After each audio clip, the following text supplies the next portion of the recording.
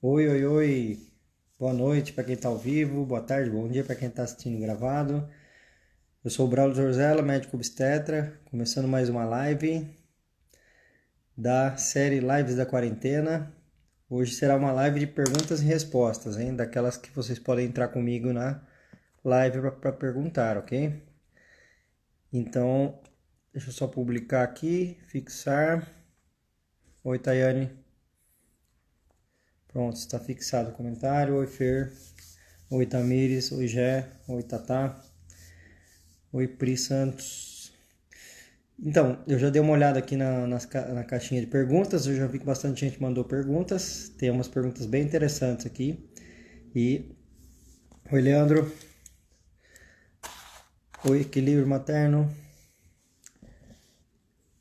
Bom, vamos lá. Tem várias perguntas aqui para responder já na caixinha. E tem também as pessoas que vão entrar comigo. Só mandar a solicitação para entrar. Lembre que, por favor, se puder estar com fone de ouvido, vai pegar melhor, sem eco e com Wi-Fi bom, perto do Wi-Fi. Se não tiver bom Wi-Fi, coloca no 4G para que a gente possa cada um ver o outro e todo mundo ver quem está perguntando também. Só que antes, vou dar aquele recado que eu tenho dado todos os dias, que tem tido muitas perguntas para mim em relação ao programa de planejamento do parto online. E aí eu vou mostrar aqui para vocês como é que faz para entrar.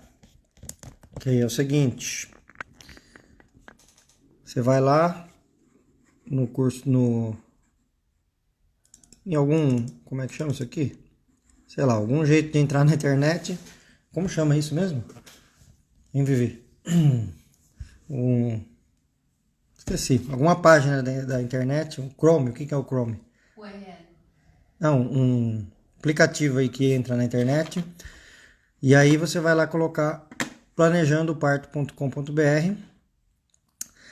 E aí você vai entrar nesse site aqui, tem um vídeo que eu estou explicando como funciona e tem também depoimentos de algumas pessoas, né? Sentada, né? De bebê pélvico, tal, não sei o quê, de fazer a manobra e tal. E eu escutando aquilo, tudo inovador. E era justamente na semana que eu tinha vindo da obstétrica que ela disse que minha bebê estava sentada e que não tinha a menor possibilidade de eu ter esse bebê normal e tal. Pronto, vocês ficaram curiosos para saber o depoimento dela. Ela participou comigo de uma live outro dia, mas tem outros depoimentos ali também no site, planejandoparto.com.br, que foi um caminho que eu encontrei para conseguir responder todo mundo, quem eu não consegui responder aqui na live, tá bom? Então daí você entra lá e lá explica como funciona, você pode entrar direto no planejamento online do parto, ou entrar aqui para saber tudo que consta no programa. Hoje eu vou mostrar só aqui o conteúdo, que é o conteúdo que tem nos módulos dos vídeos que já estão gravados, tá? Então eu falo sobre a história do parto, falo sobre o que é normal na gestação e no parto, falo o que pode dar errado, né? Ou seja, as patologias, falo por que sentir dor, falo de dor do parto e métodos de alívio, tanto naturais quanto artificiais. Como sei que está tudo bem com o bebê? Tayane, obrigado. Navegador, exatamente. Você entra no navegador e coloca o endereço, é isso aí. Inclusive a Tayane é a minha parceira aí que me ajuda no curso, ela tá aí, me deu esse help. Como sei que está tudo bem com o bebê, ou seja, avaliação da vitalidade fetal. Quem é capaz de me ajudar no parto, ou seja, equipe transdisciplinar. Onde é o melhor lugar para ter meu bebê? Eu falo dos sistemas de atendimento no Brasil, seja convênio, seja SUS, seja particular. Aí falo diferenças de parto normal e cesárea, para quem tem dúvidas. Falo o que é feito com o bebê quando ele nasce, ou seja, todo o atendimento ao recém-nascido na sala de parto. Daí eu falo o que é feito para ajudar no parto, o que pode ajudar no parto. Então, intervenções que possam ser necessárias. E por último, no último módulo, planejando o parto com as escolhas das gestantes, ou seja, a formulação do plano de parto. Então, esses são os módulos, e aí se você entrar no programa, você tem acesso direto a esses módulos e com certeza isso tirarão várias dúvidas. Oi, Rafael Paulino, meu amigo, você também é lindo. E aí você pode entrar e lá com certeza você vai tirar muitas dúvidas que não deu tempo de eu responder aqui. Inclusive, daí eu faço também diariamente um esquema num grupo fechado no Facebook que eu respondo todo mundo, além de a cada 15 dias, 14 dias, né? Uma quinta-feira sim, uma não. A gente faz uma roda pelo Zoom para eu tirar mais dúvidas ainda. Então tem esses caminhos todos, caso eu não consiga responder as dúvidas aqui hoje, ok? Então agora vamos lá para a caixinha de respostas e perguntas e respostas. E aí eu já tinha visto uma bem interessante aqui. Ó, já apareceram várias outras aqui agora. Ó, essa aqui, ó, da Natasha. Ela perguntou: como o obstetra sabe se o bebê encaixou sem entrar em trabalho de parto? Pretende esperar para ter parto normal. Bom, a questão é assim, quando é o primeiro filho, normalmente o bebê ele encaixa antes, né, de 1 a 2 semanas antes do parto. Então tem como o obstetra saber apalpando a barriga, né? Vai lá com a mão lá embaixo, para baixo do umbigo, e dá para sentir se a cabeça tá móvel ou tá fixa. Se estiver fixa, é porque encaixou, né? Mas do segundo filho para frente, normalmente não encaixa antes do parto, encaixa só no dia do parto, na hora do parto mesmo, né? E também, se for o primeiro filho, não significa que tem que encaixar antes, tá? Ou seja, essa questão de encaixar não importa em nada, tá? Para saber se vai ser parto normal ou não, tem que esperar chegar a hora, tá? E uma coisa que não pode se confundir é encaixar com o bebê estar cefálico, tá? Cefálico é o bebê cabeça para baixo, pélvico é o bebê com a cabeça para cima, tá? Encaixado é quando o bebê passou a bacia da mãe e encaixou na bacia. Ele pode encaixar pélvico ou encaixar cefálico. Então, o encaixar não tem a ver com a posição do bebê. Mas não se preocupe com encaixar, porque não é isso que determina o parto, e sim a espera pelo parto, o amadurecimento do pulmão do bebê, que faz com que a mulher entre em trabalho de parto. Bom, então, deixa eu ver aqui quem que chamou para entrar. Hoje tem pouca gente, tem 3 pessoas, ó. Caliane Rocha, Priscila Reis e Aline Rocha. Então, como vocês 3 foram as 3 primeiras que entraram aqui, hoje tem pouca gente que pediu. Vou até anotar aqui, Caliane, Priscila e Aline. Então, se vocês 3 puderem ficar aí com o Wi-Fi bem do lado para funcionar bem e com o fone de ouvido, isso vai ajudar bastante. Então, a primeira pessoa que eu vou chamar aqui é a Caliane Rocha. Já estou te chamando, tá bom? Adicionando. Pareceu que Caliane não pode participar. Então, não consegui chamar a Caliane, vou chamar outra pessoa. Esta outra pessoa, Aline Buzelli, que falou: estou pronta. Então, estou te chamando, Aline.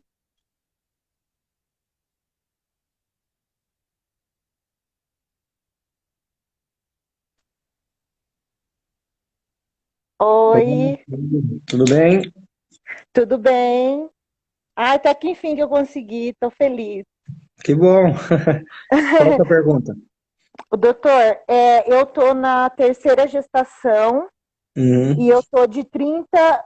Terça-feira eu faço 31 semanas. E certo. meu primeiro filho foi de cesárea, porque eu entrei, não cheguei a entrar em trabalho de parto, porque minha bolsa rompeu antes, com 37 semanas.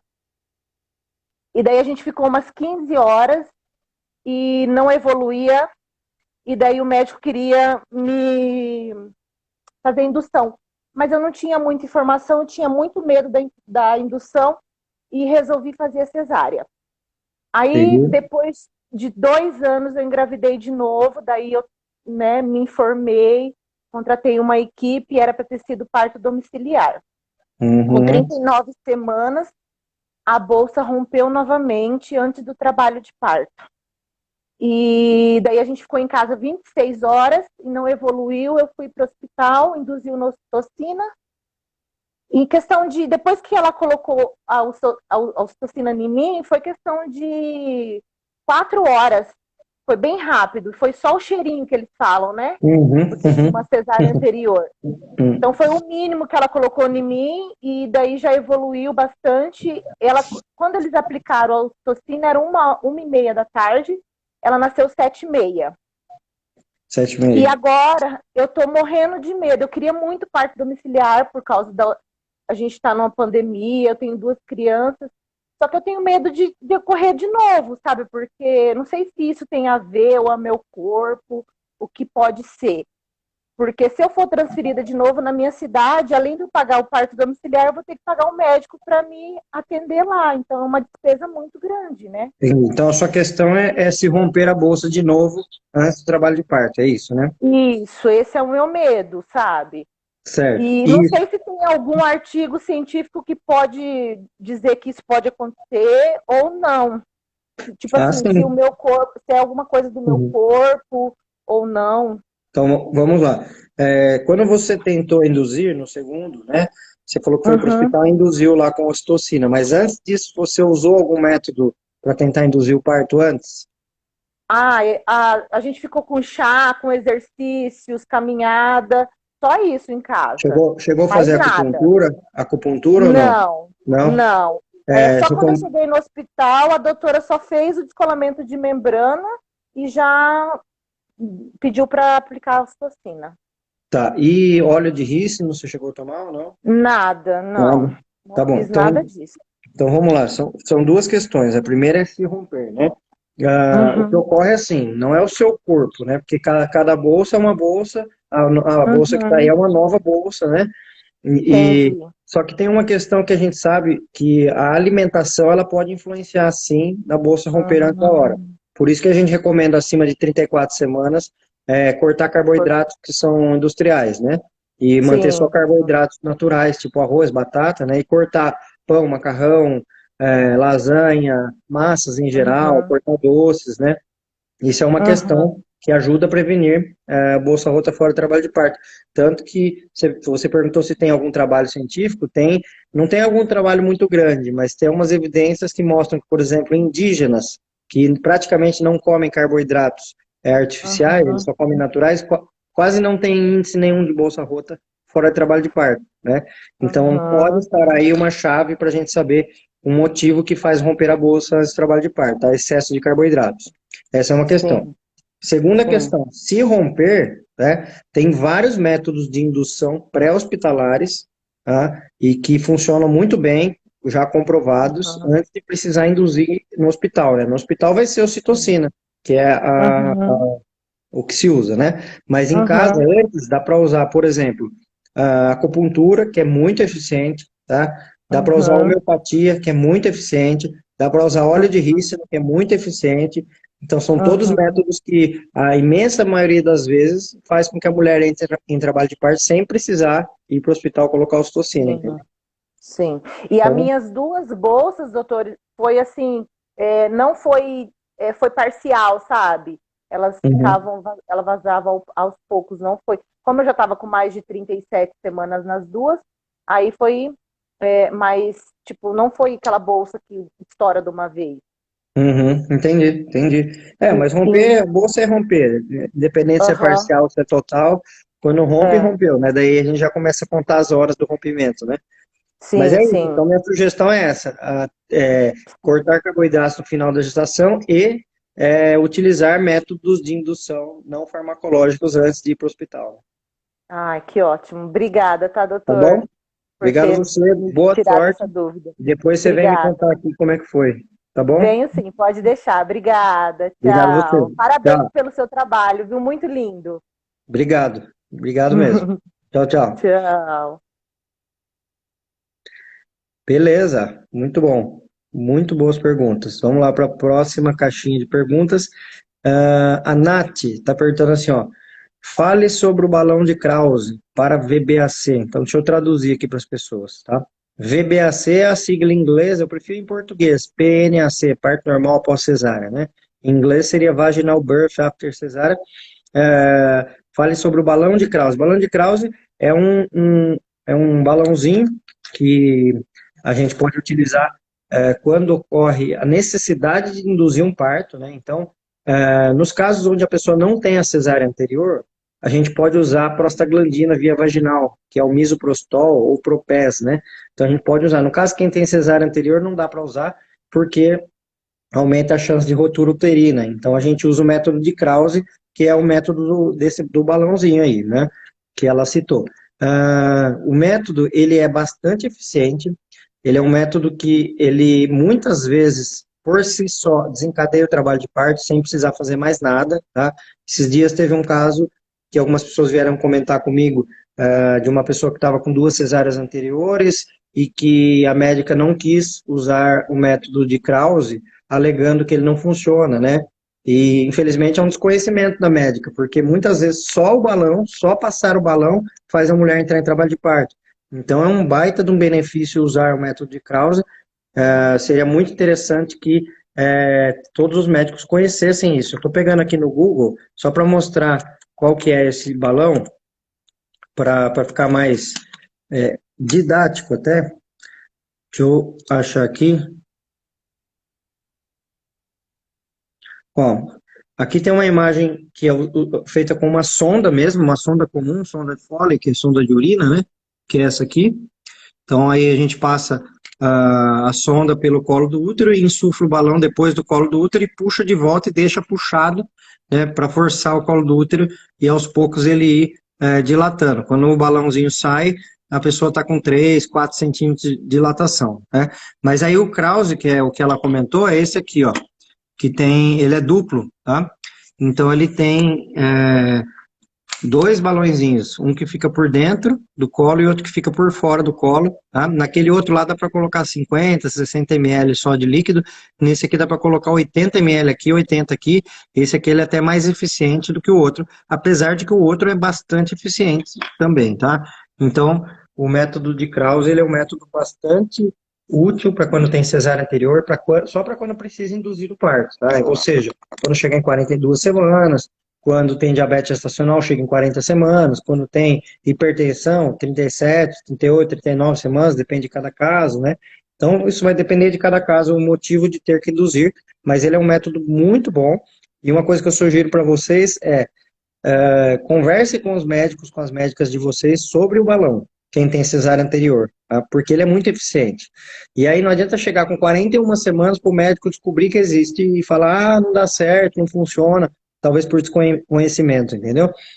Então já fale antes, para isso que serve o plano de parto. Tá? Esse é um dos itens do plano de parto para quem tem cesárea anterior, é colocar lá, se chegar a hora de induzir, se será usado o método de Krause ou não, tá? Qualquer coisa, se vocês quiserem ler mais sobre ele, coloca no Google lá, método de Krause. Krause escreve como está aqui, ó, Krause. Vocês vão achar esse método publicado em português, inclusive, tá? Eu gosto muito desse método. Bom, deixa eu ver quem eu vou chamar agora aqui na câmera.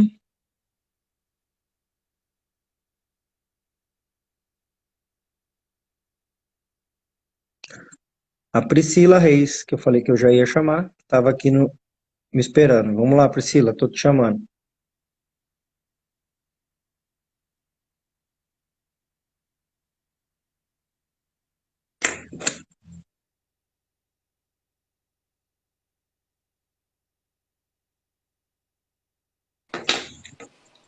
Priscila está entrando. Oi, Priscila. Oi, boa noite, Braulio. Tudo Tudo e bem? você? Bem. Qual a sua pergunta? Braulio, vamos lá. Com 14 semanas, hoje eu tô com 32 semanas. E com 14 semanas, a médica do postinho de saúde me pediu para fazer a curva glicêmica. Fiz a curva porque o meu primeiro exame de sangue tinha dado uma alteraçãozinha. Que ela já pediu a curva glicêmica logo de cara. Fiz, deu uma alteração em um dos valores, acho que em jejum, deu uma alteração mínima. E desde então eu fui diagnosticada com diabetes gestacional. Com 24 semanas eu repeti essa curva e tudo normal. Tá. O exame de hemoglobina, né, glicada, que é aquele dos 3 últimos meses, também dá normal. Faço o destro, também tudo normal. Enfim, resumindo, eu fui atrás de uma materno infantil, né, uma nutri, ajustou a alimentação, tudo certinho. A minha dúvida eu estou, não sei se você conhece, eu comecei o acompanhamento também numa casa de parto, a Casa Ângela. Conheço. E para as meninas lá, para as parteiras, eu expliquei todo o quadro, enviei todos os exames, e para ela eu não tenho diabetes gestacional, enfim. E eu passo também pela médica do convênio, e essa semana ela faltou falar para mim que eu não iria conseguir ter minha filha, porque minha filha iria entalar na hora do parto. E se eu tivesse nessa casa de parto, eu poderia matar a minha filha. E eu fiquei com muito medo, né? Porque a gente tem medo dessas coisas. E a minha neném tá com no percentil 90. Hoje eu fiz a ultra com 30 semanas, ela tava no percentil 90, 2 quilos e pouquinho, acho que 2,48 kg. Tá. Vou repetir essa ultra, porque o médico acho que não fez muito legal. Tipo, lá em cima ele colocou que o líquido estava normal, mas lá embaixo ele colocou um valor absurdo de líquido que ultrapassava. Então, vou repetir a ultra para ver como que tá. Mas realmente parece que ela é uma bebê grande. E aí eu queria saber os reais riscos, né, que eu corro escolhendo ter nessa casa de parto, porque eu faço os 10, dá tudo normal. Então, assim, em teoria, não tá indo mais açúcar que deveria para bebê, porque tá controlada, tá normal. E eu tô perdida. Bom, vamos lá. Quando você fez a primeira medida e deu alterado, né? Você lembra o valor que deu? Deu 109 em jejum. Tá, e depois quando você fez a curva glicêmica, a primeira medida da curva glicêmica deu quanto? Ah, não. O valor alterado que deu do exame de sangue foi 115. Tá.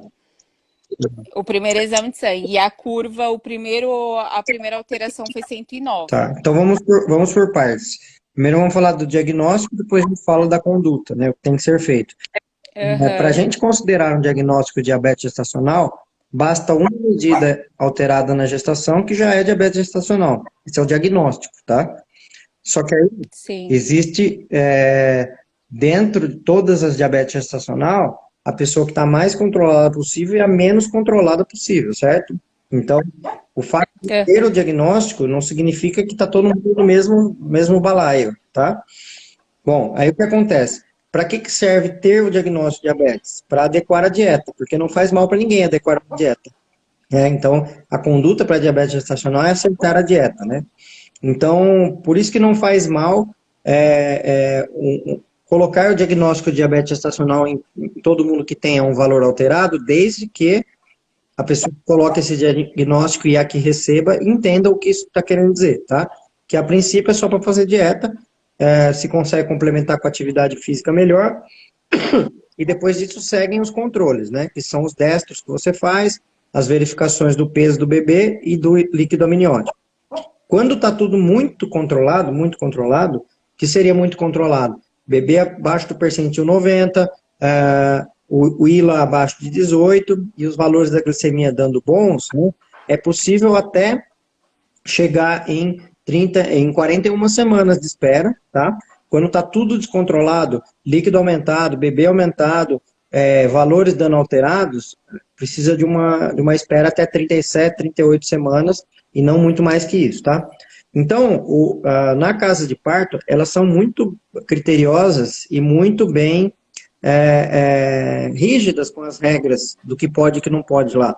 Então, se elas liberarem para você ter o parto lá, você não está correndo um risco a mais porque você está dentro das regras de quem pode ter parto lá, né? Então, o que vai determinar se tem maior ou menor risco são os próprios critérios da casa de parto para você poder ter o bebê lá, tá?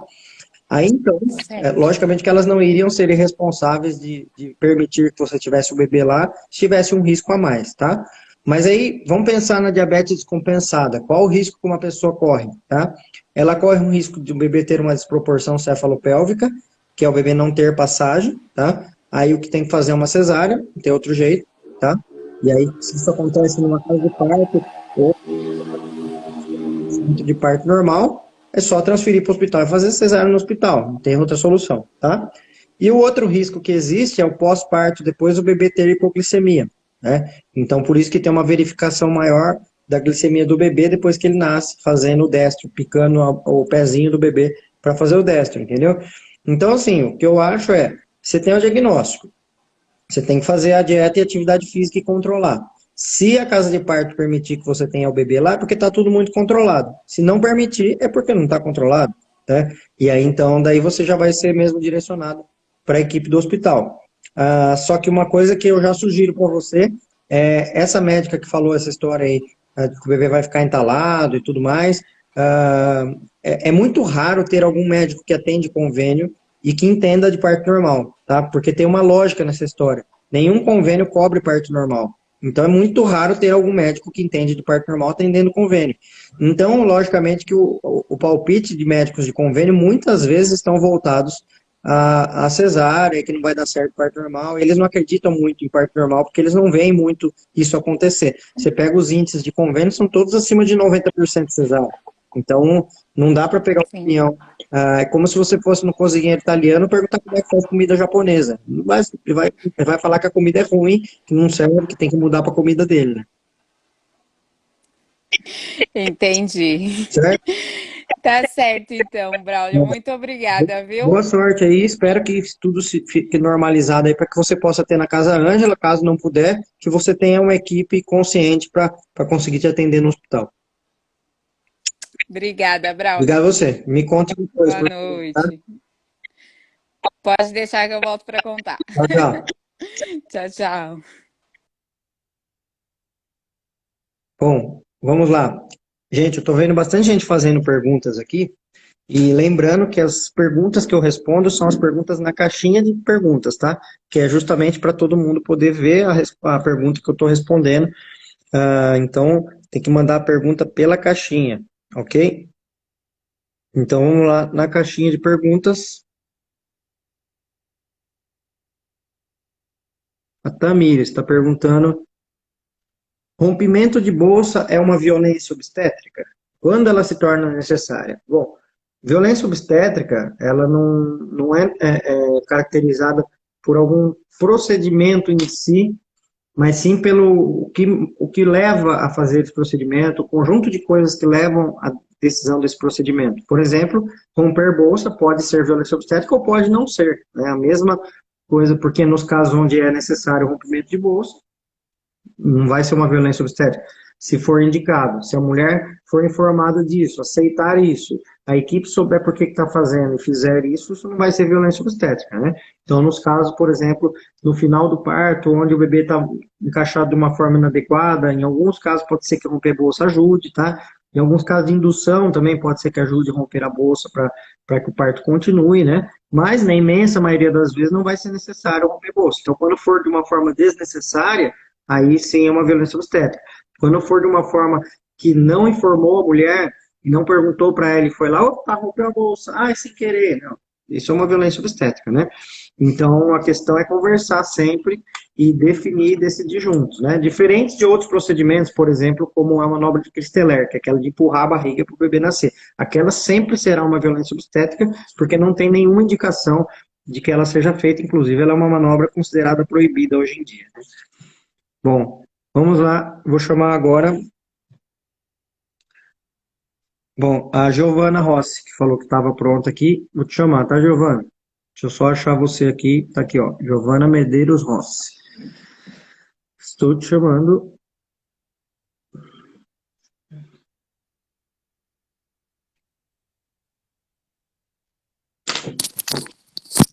Giovana? Olá, consegue me ouvir? Sim, tudo bem?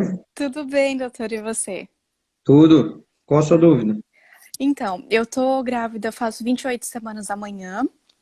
Tá. Quando eu tava com 26 semanas, eu comecei a ter muita contração e eu precisei ficar internada. Eu fiquei 4, 5 dias internada, na verdade. Tá. Eles conseguiram controlar a contração. Eu cheguei a ter contração de 3 em 3, 4 em 4 minutos. Mas eles conseguiram controlar. Eu até esqueci de falar, não moro no Brasil, eu moro nos Estados Unidos. Então, agrava um pouquinho mais, assim, o entendimento. Mas eles conseguiram controlar as contrações E eles me deram esteroides, né? Acho que é a injeção para ajudar a amadurecer o pulmão do bebê. E eles me deram magnésio também durante 48 horas, se não me engano. 36 horas, desculpa. E aí, quando eu tive a alta do hospital, tudo certinho, já não tinha mais contração. Eles me falaram que daqui pra frente, além do repouso, claro, eles me pediram para fazer o máximo de repouso que eu consegui, porque o meu cervix agora ficou muito curto. Ele tá com 0,8 agora. Tá, e tem dilatação ou não? 1 centímetro. Bem pouquinho. É. E a única coisa que eles estão um pouco preocupados é a questão do cervix, que está bem pequenininho. E eu tenho um pouco mais de líquido amniótico, tá variando entre 25 e 26. Entendi. E aí o que eu queria... Descobriram o motivo do líquido amniótico? Tá alto ou não? Não, eles fizeram vários testes de infecção, não tem nada de infecção. Não tenho diabetes, eles fizeram testes de diabetes, não tem diabetes. Eles não conseguiram encontrar a causa do excesso de líquido. Certo, entendi. E disso tudo que você me falou, qual que é a sua dúvida? A minha dúvida é se realmente não tem nenhum procedimento para fazer, se não tem nenhum remédio que eu possa tomar para prevenir se eu voltar a ter contração ou qualquer coisa do tipo. E você está tomando algo ou não? Não está tomando nada? Não, nada. Só Entendi. o repouso mesmo, que eles me pediram para fazer o máximo que eu conseguia de repouso. Tá, entendi. Então deixa eu só traduzir algumas coisas que você falou para as pessoas. Quando ela fala cervix, gente, ela está falando colo do útero. Aqui em inglês eles usam o termo cervix, mas na verdade é colo, tá? Então ela está querendo dizer colo, não é isso? Colo do útero. Então o colo do útero, ele é imagina que a gente tem uma bexiga, né? Então eu tenho, aqui eu vou assoprar para encher a bexiga. E aí então tem a bexiga aqui e tem aquele bico da bexiga, que lá é o colo do útero, né? O colo ele pode dilatar de assim e pode encurtar de assim. O que ela está dizendo que está com 0,8 é de assim, tá? Então ela está com 0,8 de espessura e com 1 centímetro de dilatação, né? Então, realmente o colo está curto, está mostrando que tem uma chance, sim, de parto prematuro, né? Eu não sei qual que é a conduta que eles usam aí, mas aqui no Brasil, a gente, quando está havendo uma chance de parto prematuro, a gente também faz isso, de dar o corticoide para amadurecer o pulmão. A gente usa sulfato de magnésio também, para caso o bebê vá nascer prematuro, né? Então isso protege o cérebro do bebê, mas só no caso que for nascer. Quando não vai nascer, a gente tira o remédio, né? A gente usa uma medicação que se chama Atosiban, que eu acredito que eles devam usar também, que é para segurar contrações, só usam internado. Eles me deram um comprimido que eu tomei a cada 6 horas por 48 horas. Qual o nome do comprimido? Era... Eu não lembro, doutor, desculpa, mas era em alguma coisa, Indulce, não sei se era Indulce ou alguma coisa assim, acho que era o nome comercial daqui. Tá, bom, tem a nifedipina, que a gente usa aqui no Brasil também, que pode ser usado, né? Mas para hospitalar, normalmente é na veia, né? Que a gente faz para segurar mesmo as contrações. E depois, quando vai embora para casa, a gente costuma prescrever progesterona, que é o Utrogestan, né? Via vaginal e ou oral. E em alguns casos, a gente mantém também com nifedipina em casa, né? Então, tem sim, né? Aqui no Brasil tem uns remédios antigos que alguns médicos ainda usam, um que chama Dactil-OB e outro que chama Inibina. São remédios bem antigos que nem deveriam estar circulando mais porque eles não têm efeito, né? Mas eu vejo muita gente prescrevendo ainda. Então, esse Dactil-OB e Inibina são bem antigos. Mas a Utrogestan e a nifedipina são medicações interessantes. Obviamente que eu não vou poder te prescrever por aqui isso, né? Claro, mas eu posso pelo menos conversar um pouco melhor com eles. E conversar com o médico e ver, falar, ó, eu conversei lá com o médico do Brasil, eles falaram que lá eles usam progesterona, o que você acha e tal, porque realmente a gente faria repouso, progesterona e em alguns casos a nifedipina também. E o cervix não volta, né, doutor? Não tem uma forma dele voltar, né? Ele volta depois que o neném nascer só. Só depois. Mas pode usar colo do útero, tá? Cervix em inglês. Tá bom, desculpa. Por exemplo, se esse meu colo do útero, se ele ficar totalmente... Se ele chegar a 0, por exemplo, Já é uma indicação que logo em seguida o meu parto pode acontecer ou não? Eu posso ficar com ele 0 durante um bom tempo? Pode ficar um bom tempo, porque Tá. o que vai fazer o parto acontecer é o útero ter contrações, né? Se Uhum. você não tiver contrações, não teria porquê. A Fernanda está perguntando se a cerclagem é indicada. A cerclagem é quando dá ponto no colo do útero. Não é indicada, porque a cerclagem a gente só faz quando o colo ainda está mais longo. Porque se a gente for dar ponto no colo assim, a gente vai dar ponto e vai furar a bolsa, né? Então vai romper a bolsa se der ponto, se fizer cerclagem, né? Uma coisa que pode ser perguntada para ele também, se é possível, é uma tampinha de plástico que chama pessário. Vocês já ouviram falar? Eu vi desse. Eu cheguei, agora que eu pesquisei um pouco mais, era até uma das perguntas que eu ia levar para eles, para saber se eles usam ou não isso aqui. Tem que ver se o seu colo tem características boas para colocar o pessário, né? Não é todo mundo que vai usar o pessário, mas também é uma outra alternativa para tentar segurar, né? Mas uma coisa é certa, tá? Qualquer coisa que a gente faça no colo do útero, a gente não está inibindo que o útero tenha contrações. Então, se tiver contrações, vai nascer. O negócio é a gente cortar contrações, né? Não adianta segurar o colo. Entendeu? Tá ótimo. Tá bom? Ó, boa sorte, bom repouso para você. Espero que você consiga ficar bem repousante aí. E aí, a partir de 37 semanas, se você chegar até lá, que daí você libera o repouso e faz tudo, que daí depois o bebê vem, né? E às vezes, já vi, inclusive, da pessoa esperar até 37 e depois o bebê nascer com 41. Ou seja, ficar... Tomara. Não significa que vai chegar no tempo certo e daí já vai nascer logo em seguida. Né? Tá ótimo. Muito, muito obrigada, doutor. De verdade, muito obrigada. Boa sorte, espero que dê tudo certo. Fique o melhor possível para você e para o neném. Obrigada. Tchau, tchau. Tchau, tchau. Vamos lá. Caixinha de perguntas. Lucia Oliveira está perguntando: por que algumas mulheres não entram em trabalho de parto? Alguma dica para que não aconteça na segunda gestação? Essa resposta é fácil. Por que algumas mulheres não entram em trabalho de parto? A resposta é porque alguns médicos fazem cesárea antes delas entrarem em trabalho de parto. Essa é a resposta. Porque antes de existir a cesárea, todas as mulheres entravam em trabalho de parto, né? Ou vocês já viram alguma descrição de uma mulher que ficou 1 ano com o bebê dentro da barriga? 1 ano e 2 meses com o neném dentro da barriga? Não existe, né? Então, todas as mulheres entram em trabalho de parto desde que haja permissão para isso e de que o médico permita. Aí, mas o que acontecia antigamente? Tinha alguns bebês que morriam. Sim, os bebês que morriam a gente descobre no pré-natal, descobrindo que tem insuficiência placentária, por exemplo, e daí o papel do médico obstetra é induzir o parto para que nasça logo, para evitar que aconteça algo pior, né? Mas não fazer cesárea nessa pessoa. Então, só não entra em trabalho de parto aquela que o médico fizer cesárea antes. Por quê? Ou o parto vem espontâneo ou ele vem induzido. E se induzido da forma correta, também entra em trabalho de parto, ok? Forma correta, eu já fiz uma live uma vez inteirinha falando só de indução de parto, e demora bastante para explicar, mas só dizendo que existem vários métodos não farmacológicos de indução de parto. Tem métodos mecânicos que eu citei hoje, que é o balão de Krause, por exemplo, e métodos farmacológicos, que são as prostaglandinas e a ocitocina. Então, tem um monte de coisa para induzir parto, só não entra em trabalho de parto quem o médico fizer cesárea antes, só isso. Bom, eu vou chamar agora a Lari Rodolfo, que eu vi ela falando agora há pouco aí que estava no jeito, está pronta, que eu posso chamar, e eu já tinha visto que ela estava aqui nas perguntas também. Cadê você, Lari? Aqui, ó, já achei. Depois eu vou chamar a Carol Albertini. Lari, pronto.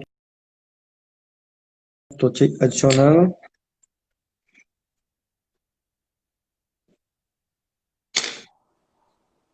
Oi, Lari. Oi, boa noite. Boa noite, tudo bem? Tudo, tá dando para escutar bem? Tá, qual que é a sua dúvida?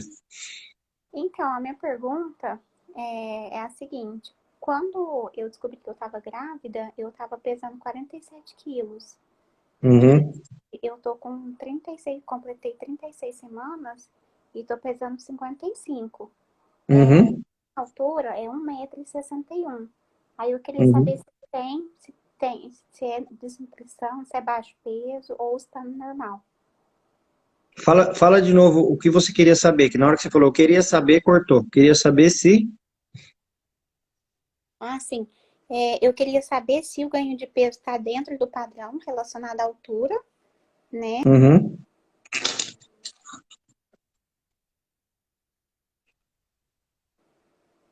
Tá, entendi. E me fala uma coisa, que eu vou te fazer uma pergunta. Ah, antes de eu responder se está certo, se está errado, qual está sendo a sua preocupação com esse peso? É, alguém te falou alguma coisa que está errado, que está demais, que está de menos? O que te falaram? Porque eu estou sentindo que você É está porque preocupada com esse assunto. é porque todo mundo que me vê fala, ai, que eu tô muito magra, que geralmente mulher grávida incha, que mulher grávida ganha peso.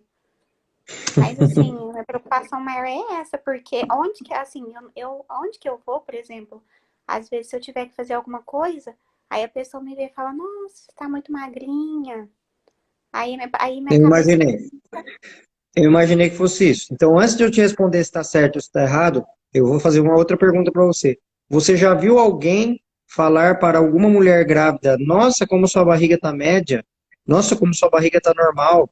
Nossa, como não, sua gestação está ótima, normal? As pessoas sempre falam: ou está muito magra ou está muito gorda, ou está barriga muito grande ou barriga muito pequena.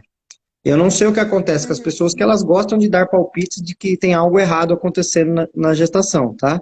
E o que tá, você me contou aqui é exatamente o médio. Você tem exatamente a média de ganho de peso de uma mulher grávida, né? Então, por exemplo, ó, se a gente pegar 36 semanas, você falou, né? O ganho mínimo de peso é 6, o ganho máximo é 15, tá? Na uhum. sua altura. Você me falou que você ganhou de 47 para 55, você ganhou 8.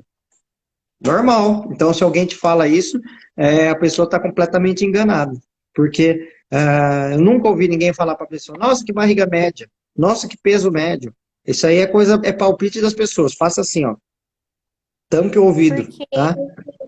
assim, igual eu saio só quando eu tenho que sair, eu saio só de máscara. Aí a pessoa não vê meu rosto. Aí ela vê só o braço, vê só a barriga e fala, ai, você tá muito magrinha, tá tudo certo, sabe? Mas relacionado às outras Então coisas, tá vamos tudo pensar, certo. vamos Aí pensar. minha cabeça fica tão Então vamos preocupada. supor que as pessoas estivessem certas, que elas falassem que você está magra e que você realmente estivesse magra. Se você pegasse agora aqui para mim e falasse um peso que estava magra, aí eu ia falar, tá magra mesmo. Qual ia ser o problema?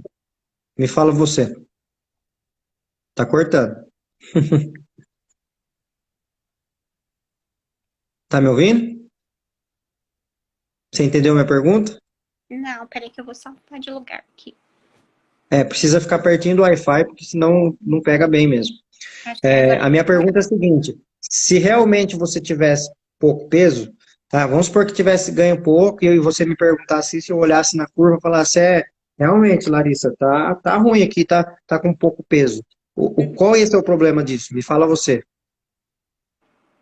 Então, na verdade, eu estava preocupada mais com o ganho do peso da minha bebê, né? Porque, igual Hum, quando eu fiz a minha última ultrassom, o peso dela estava dentro do normal. E agora eu uhum. vou ter uma nova ultrassom dia 14. Aí eu já fiquei preocupada que ela tá com baixo peso, sabe? Porque a Tá. minha preocupação maior foi ela, no caso.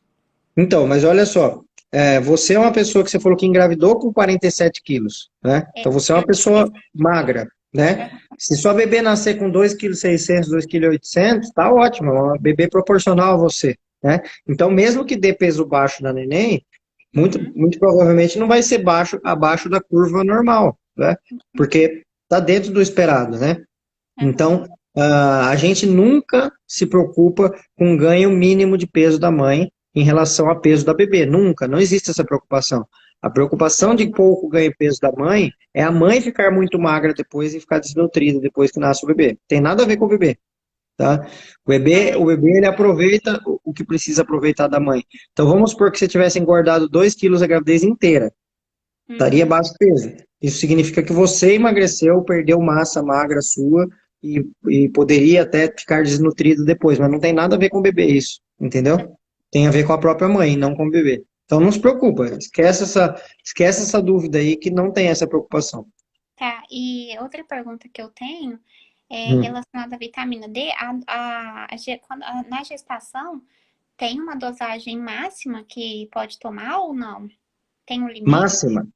Por exemplo, Hum. é, igual, porque a minha vitamina D, Ah, ela deu 17, né?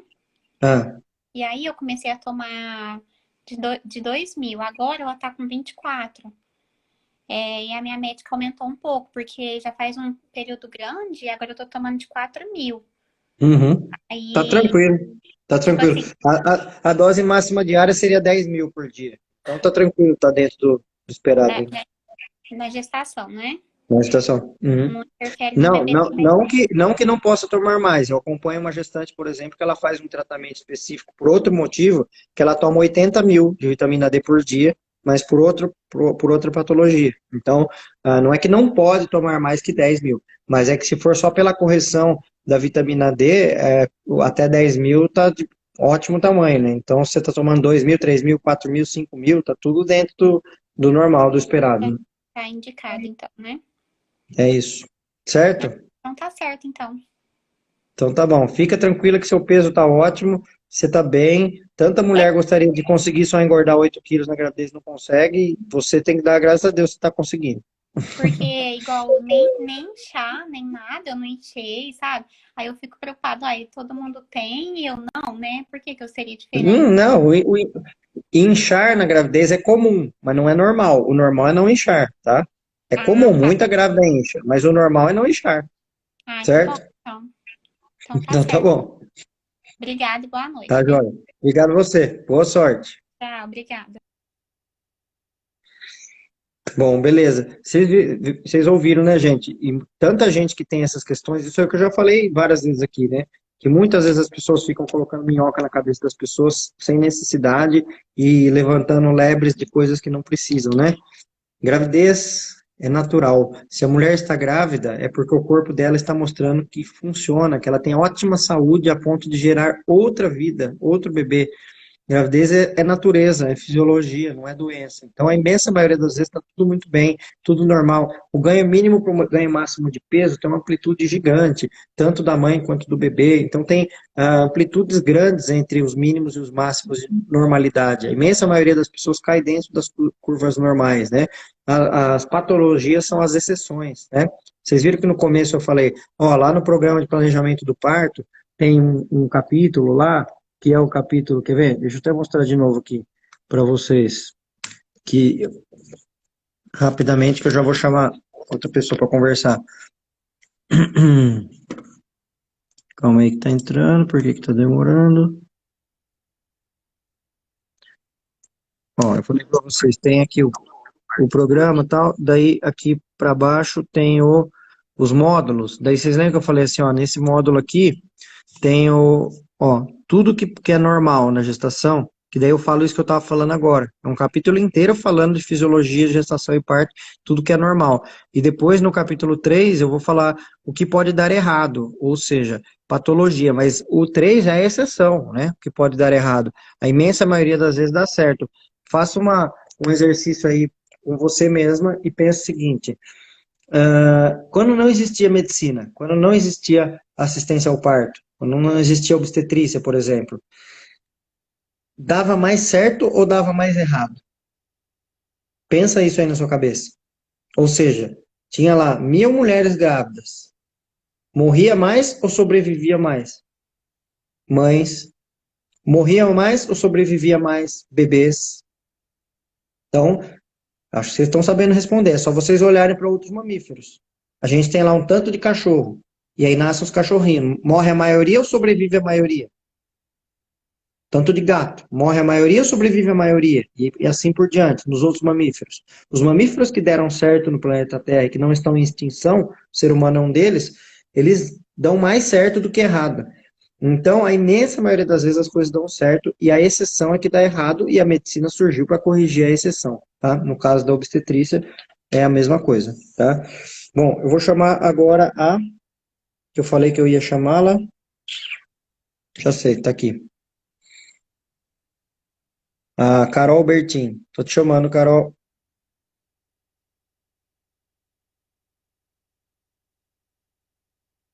Tá entrando. Oi, Oi, Carol. oi, Braulio, tudo bem? Tudo você? Também. A minha dúvida é em relação à datação da gestação. Hum, Eu fiz o primeiro ultrassom para datar a gestação, eu estava de 6 semanas e 6 dias. E aí, no Tá, primeiro ultrassom, deu 7 semanas e 2 dias.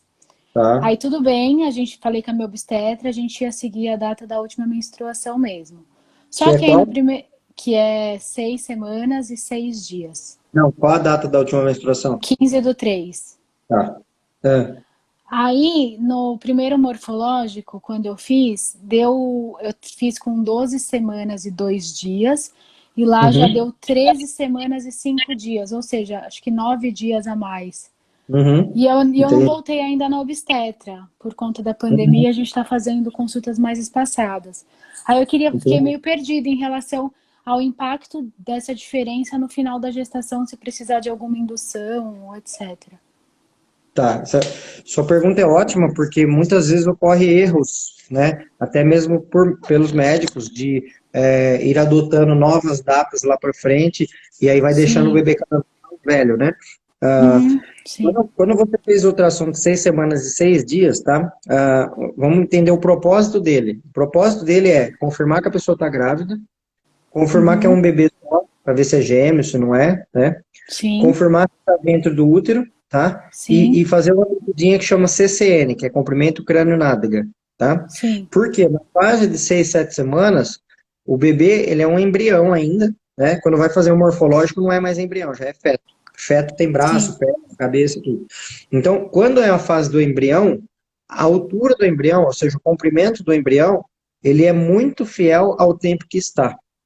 Tá? sim, Então, quando a gente mede lá e deu compatível com a menstruação, que foi o seu caso, deu compatível, significa que a menstruação está correta, né? E aí, qual que é a ideia? Imagina a linha do tempo, menstruação, você teve uma ovulação 14 dias depois. Se você tivesse engravidado exatamente no 14º dia, esse primeiro ultrassom ia bater exatamente igual a conta, ia ter dado 6 semanas e 6 dias, tá? sim, Como deu 7 semanas e 2 dias, significa que você engravidou 3 dias antes do 14º dia, você engravidou no 11º, tá? sim. Só que tá dentro do período menstrual, está dentro do período fértil, e isso só Uhum, serve para, não precisa ajustar nada disso, dá para considerar a sim, menstruação, dá para sim, considerar isso como válido e essa idade gestacional como válida. Aí, por exemplo, sim. o dia que você fez o morfológico e deu, no dia que você estava com 12 semanas e 2 dias e deu 13 semanas e 5 dias, significa só que o bebê era mais comprido e não que ele era mais velho. Tá, mas Você que não, entendeu? não indica nada, por exemplo, de uma diabetes gestacional. Vai, vamos Não, supor. por enquanto ainda não, por enquanto está dentro da margem, né? Tá, Ah, aí, tá. aí, até porque a diabetes gestacional nessa fase ainda nem influencia tanto o bebê ganhar peso. O ganho de Entendi, peso entendi, é mais não, entendeu? Mas aí, por entendi. exemplo, vamos supor que você faça um ultrassom de 28 semanas e de 30 semanas. É que o bebê está maior, mas não que ele ficou mais velho. Se fizer Tá, um ultrassom de 34 e der 38, um bebê grandão, está muito maior, mas não que ele ficou mais velho. Então, não, entendi. você entendeu? Então não deve ser usada essa data para deixar o bebê mais velho, mas sim para ir saber na biometria. Desculpa, só uma coisa. Nesse morfológico é muito comum acontecer isso. Muito, muito comum. Acontecer no morfológico, dar um pouquinho maior o bebê e depois ter um ajuste mais para frente. Então, provavelmente a conduta da médica vai ser manter a data da última menstruação mesmo. Se a médica segue baseada em evidência, sim. Agora, se ela Tá. não segue, não. Porque eu Não, já vi ela. muita médica mudar a data. Daí, e Entendi. mudar a data. Não precisa falar qual que é nem qual é a médica, tá? Mas, Não, por exemplo, se for uma médica que ela tem uma intenção de cesárea, normalmente elas vão mudando a data para ir antecipando e chegando logo à época da cesárea. Agora, sim, quem entendi. tem evidências vai deixando a data da menstruação, que é o correto. É que como a data prevista de parto é 20/12, eu também tenho receio desse adiantamento aí para as festas de final de ano, né? Então, daí, Então, posso fazer uma pergunta? Não fale o nome da médica, tá? sim. É, Não, mas fica tranquilo que ela é sua amiga, é tranquilo. ela é da linha da humanização ou não? É. Sim, sim, sim, Então, sim. beleza. Então ela não vai mudar a data e ela não vai se importar se é 20 de dezembro ou não. E se ela é uma pessoa que trabalha com humanização do parto, ela inclusive vai falar com você na época, se ela não puder algum dia, Natal, Ano Novo, tal, a pessoa vai ter alguém no lugar dela. É, já Normalmente todo tem, mundo já tem equipe de backup e tudo, tá tudo alinhado. é isso. Beleza. Tá bom. Então, tudo bem. Tá bom? Obrigada, viu, Braulio? Parabéns pelo trabalho. Obrigado e boa sorte para você. Se você puder, quando Obrigada. depois vem me contar aqui como é que foi. Pode deixar. Obrigada, viu? Tchau. Tchau.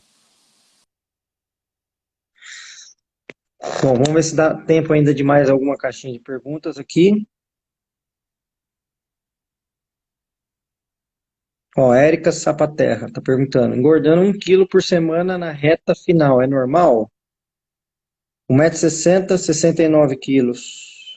Pressão ok, diabetes ok, sim, 1 quilo por semana, normal. No final da gravidez é normal, com 1,60 m, é normal engordar de 8 a 16 quilos. Então é uma margem bem grande, né, de ganho de peso. Não tem tanta preocupação.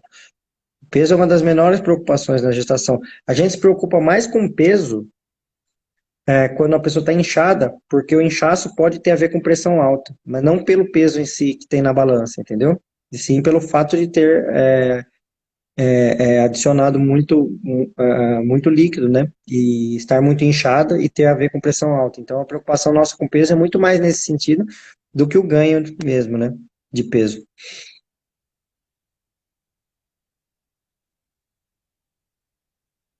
A Cássia Zanini está perguntando: parto normal e placenta acessória. Quais são os riscos? Já assistiu algum caso? Sim.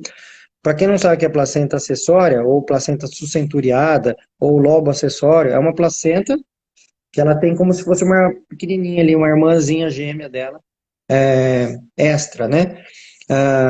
Quando o médico ou a médica sabem que tem essa placenta antes, é importante na hora do parto observar se saiu essa parte, né? Se não saiu, aí talvez tenha que ajudar a sair fazendo uma curetagem, que é pegar uma colher, que chama cureta, e lá com a colherzinha tirar o que ficou, né? Pelo parto normal, às vezes pode até ser que precise de anestesia para tirar. Mas o que ocorre, já aconteceu comigo mais de uma vez, né? De não ter sido visto isso no ultrassom, tá? Porque não é fácil de ver isso no ultrassom. E aí sai a placenta, e aí depois a gente não fica sabendo, depois de 2, 3 dias a pessoa tem um sangramento, a gente pediu ultrassom, daí vê que tinha um pedacinho da placenta lá, e daí ir lá tirar, tá? Já aconteceu isso, principalmente quando eu atendia no SUS, que às vezes não tinha tanto acesso ao ultrassom, e aí você não via lá que tinha essa placenta acessória e não descobria, né? Mas não é uma coisa de outro mundo. Recentemente eu tive um caso que aconteceu isso, mas a pessoa que eu atendi, quando ela veio comigo, ela não me trouxe os ultrassons da gravidez dela. Eu pedi bastante para ela, inclusive. Eu falei, me traz que eu preciso ver, me traz que eu preciso ver.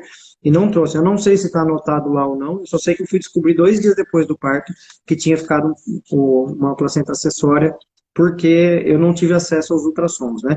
Mas é aquilo, dá um transtorno, porque tem que fazer uma curetagem depois, tem todo um transtorno para a pessoa, para a mãe, para o bebê, para todo mundo, mas em geral, quando se sabe no pré-natal é melhor, como é o seu caso, você já sabe, então a médica com certeza vai ficar de olho nisso na hora, depois do parto, tá? Bom, gente, estou chegando ao final de mais uma live.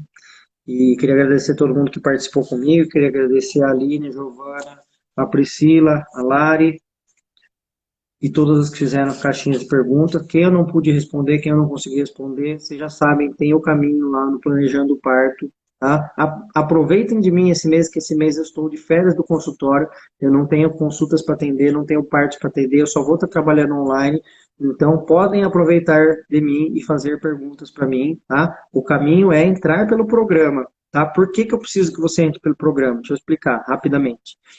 Porque no programa eu estou fazendo um levantamento, inclusive, de todas as pessoas que estão fazendo esse planejamento online comigo, qual era o planejamento anterior do parto, para depois saber como foi o parto, quais os resultados, para eu saber qual o índice de parto normal que está tendo na turma toda que está fazendo o planejamento, entendeu?